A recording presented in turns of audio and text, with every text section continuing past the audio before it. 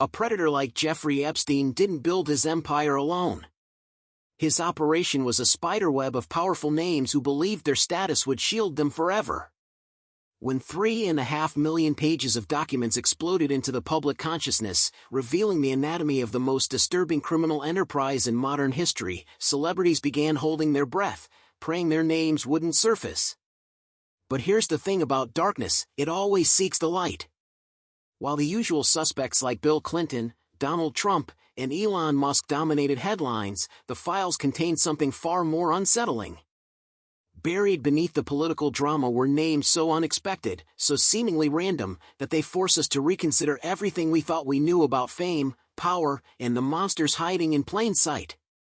Today, we're examining the celebrities connected to Epstein that somehow escaped the spotlight, the ones whose stories raise more questions than answers. Let's start with a name that represents magic, wonder, and family entertainment. David Copperfield built a career on making things disappear. But there's one thing his illusions can't vanish: the truth. When you think of Jeffrey Epstein's inner circle, a magician probably isn't the first image that materializes. But David Copperfield has been dancing with controversy for decades. Way back in 2007, his name exploded across headlines when a woman named Lacey Carroll came forward with allegations that would foreshadow everything we'd later learn about Epstein's world. She claimed Copperfield lured her to his private Caribbean paradise under the guise of launching a modeling career, only to assault her once she arrived. The federal investigation stretched across 2 years, finally crumbling in early 2010 when courts dropped the case. Copperfield didn't just deny the allegations, he flipped the narrative entirely, casting himself as the true victim. When asked about it, he said something telling: "People remember the charge, they don't remember the exoneration. Not only exoneration, but I was the victim." Here's where the Epstein connection crystallizes. Between 2004 and 2005, Copperfield left 16 messages for Epstein, painting a picture of genuine friendship. He even affectionately called himself Magic David in one voicemail. His legal team scrambled to control the damage, claiming any messages came from his office in response to Epstein requesting show tickets. They insisted Copperfield and Epstein were never friends. But the unsealed files tell a different story entirely. Yes, Epstein frequently bought tickets to Copperfield's performances. But the documents go much deeper, explicitly referring to Copperfield as a friend of Jeff. When FBI investigators dug into Copperfield's 2007 case after Epstein's name surfaced, they wanted to determine whether the two men shared more than just social connections. The evidence they uncovered is damning. Search warrants executed at Copperfield's residence, warehouse, and the MGM Grand Hollywood Theater revealed a pattern of complimentary tickets extended to Epstein and his guests. More significantly, Epstein's contact information lived inside Copperfield's personal telephone directory.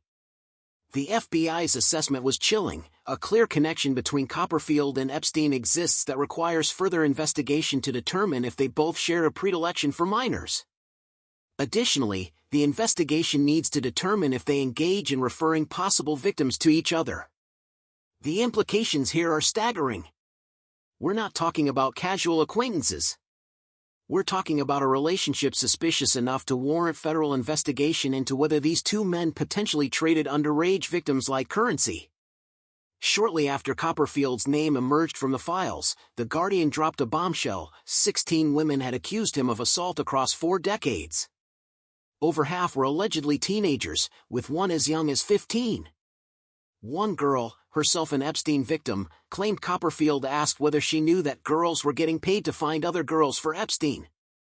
If true, this statement would confirm Copperfield didn't just know about the trafficking operation, he may have actively participated in its machinery.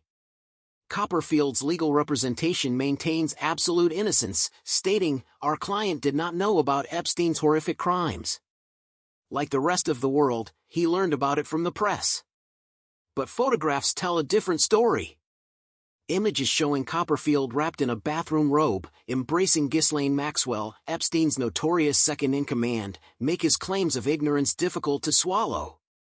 An FBI memo from an agent who investigated Copperfield in 2007 explicitly stated that he and Epstein shared a very close relationship.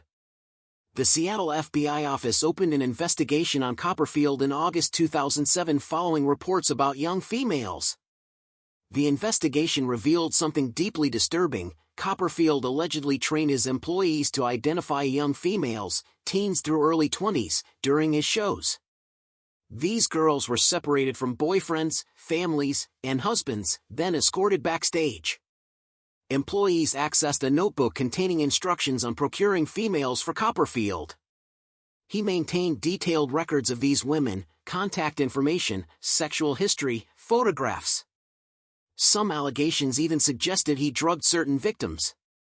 When you stack Copperfield's allegation history against multiple FBI investigations and his demonstrably false statements about his Epstein ties, you're looking at a man trapped in a PR catastrophe.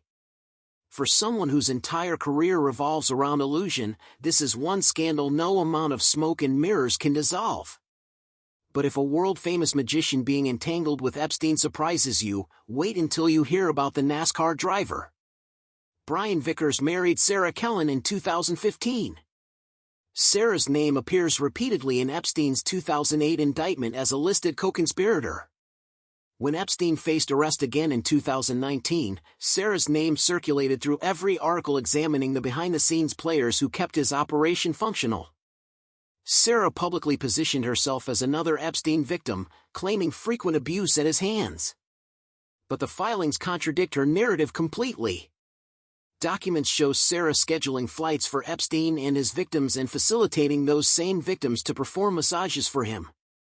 One victim, identified as Carolyn, alleged that Kellen photographed her nude while she was underage.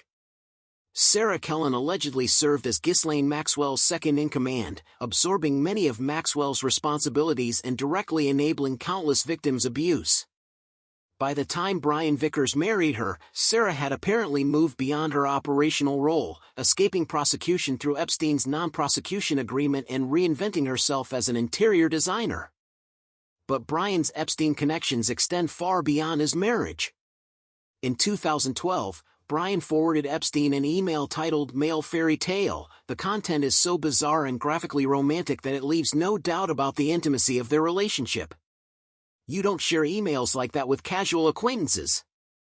The recent file dump also reveals a prenuptial agreement between Brian Vickers and an unnamed spouse. Given that Epstein sent an email to a Sarah K. asking, "Is your prenup not finished? Anything you want me to do?" It's reasonable to assume we're discussing the same couple. Brian's name peppers the files throughout. One email shows him arranging a bowling meetup with Epstein. Others reveal mortgage loans taken in his name. But perhaps the most troubling correspondence arrived in 2019, when Brian sent Epstein a Valentine's Day video with the message, "Thought you would like this. Happy Valentine's, buddy, winky face." We don't know what that video contained. But considering Valentine's Day, their history of explicit conversations, and a friendship spanning nearly 2 decades, people are drawing their own conclusions. Brian and Sarah notably divorced in 2025. Weeks ago, Brian posted a random selfie to Twitter while fans desperately begged him to address his undeniable Epstein connections. He remains silent. If you think Epstein limiting himself to athletes is surprising, wait until you hear about professional sports team owners. Steve Tisch, owner of the New York Giants, maintained a disturbingly close relationship with Epstein. Emails reveal frequent meetups at Giants games and private home visits. Their conversations about women raise immediate red flags. One email, titled "Ukrainian Girl," shows Tisch writing, "Hi Jeffrey. I just had lunch with your assistant's friend, redacted. Very sweet girl. Do you know anything about her?" Epstein's response drips with conspiracy, "No, but I will ask. All confidential. I will get all info. Did you contact a great-ass faked hit, redacted? She's a character short-term. Has an older boyfriend going to acting school. A 10-ass. I'm happy to have you as a new but obviously shared interest friend." Tisch then asks whether the girl is a professional sex worker or a regular civilian. Epstein's cryptic reply, "Send me a number to call. I don't like records of these conversations." Later, Epstein reports back, "You did very well." She wants to go to the play. She is a little freaked out by the age difference, but goes slow and wait. I will try to convince her not to return to Ukraine. Having her crying worked. When someone explicitly states they don't want records of conversations about women, and their track record involves trafficking minors, it's difficult to interpret this as anything other than coordinated predation. Another email chain shows Epstein attempting to connect Tish with more girls. Tish asks whether he should expect any trouble. Epstein mentions inviting a Russian girl and provides her contact information. In one exchange, Epstein mentions having a new present for Tish and asks when they can meet for lunch. Tish responds, "Is my present in New York City and can I get my surprise to take to lunch tomorrow?" The coded language barely conceals what they're discussing: human beings, specifically young women. Tish's correspondence with an anonymous girl reads, "Hi, redacted. How are you today? Jeffrey Epstein is very excited about you and I'm meeting each other. I like that idea. Do you?" When the girl doesn't respond, Tish forwards the chain to Epstein, informing him the introduction fell through. Tish's official response acknowledges exchanging emails about adult women alongside discussions of movies, philanthropy, and investments. He claims he never accepted any invitations and never visited the island. Most of the women discussed in these emails appear to be college students, his statement reads, pointing to Epstein mentioning that someone was still in class. But here's the problem: most of Tish's interactions with Epstein occurred after Jeffrey's 2008 imprisonment. If Epstein was such a terrible person Tish now claims to regret associating with, why did their relationship intensify after his conviction? Now, we must acknowledge that not every name appearing in the Epstein files indicates guilt. Some connections stem from genuine misunderstandings, like the case of legendary skateboarder Tony Hawk. Tony Hawk has haunted tabloids for years, his 3 divorces providing endless fodder for gossip. When the Epstein files dropped, his love life crashed back into headlines. An FBI email detailed an anonymous tip from an Epstein victim claiming she was abducted at 5 years old and trafficked for 8 years. At 13, she supposedly found herself on Little St. James Island and witnessed Tony Hawk getting married during her captivity. Investigators discovered images of Tony's 2006 wedding ceremony on a tropical island. The credited photographer? Mark Epstein, coincidentally sharing a name with Jeffrey's brother. For many, this was confirmation. But here's where things get complicated. Tony's 2006 wedding actually occurred in Fiji, thousands of miles from Epstein's island. Mark Epstein shares no blood relation to the convicted trafficker. Tony personally addressed the confusion on Instagram, clarifying his first 2 weddings happened in California, his third in Fiji, and his most recent in 2015 at Ireland's Adair Manor. The report's key detail solves this mystery: she flew to Ireland for politicians and notable men, and was taken from Ireland and brought to Jeffrey Epstein's island when she was 13 years old. The young victim likely witnessed Tony's wedding during her Ireland exploitation, then was immediately transported to Epstein's island. After 10 years of trauma, memory blends the 2 locations. Trauma survivors frequently misremember details, especially when abused as children. While Hawk's situation appears innocent, Woody Allen's Epstein connections inspire no such charity. Woody Allen courted controversy long before Jeffrey Epstein entered his orbit. His adopted daughter Dylan Farrow accused him of childhood abuse at 7 years old. His ex-wife Mia Farrow corroborated these claims, alleging abuse of their son Satchel at 5. Though never proven in court, Woody's subsequent behavior makes these allegations difficult to dismiss. In 1997, he married Mia Farrow's other adopted daughter, Suni Previn, whom he met when she was 10 years old. Given this history, nobody felt surprised discovering Woody Allen rubbed shoulders with history's most notorious predator.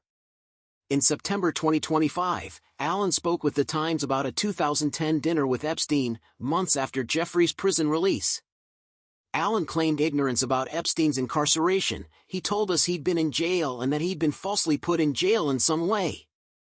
Even after learning the full truth, Allen described Epstein as charming and personable. When asked about regretting frequent home visits, Allen responded, Well, I'm a writer, so I don't get put off. Those dinners were fascinating. When it was all uncovered, it becomes interesting to a writer. Then you're dealing with a kind of nefarious character on your doorstep. He reduced a monster to literary inspiration.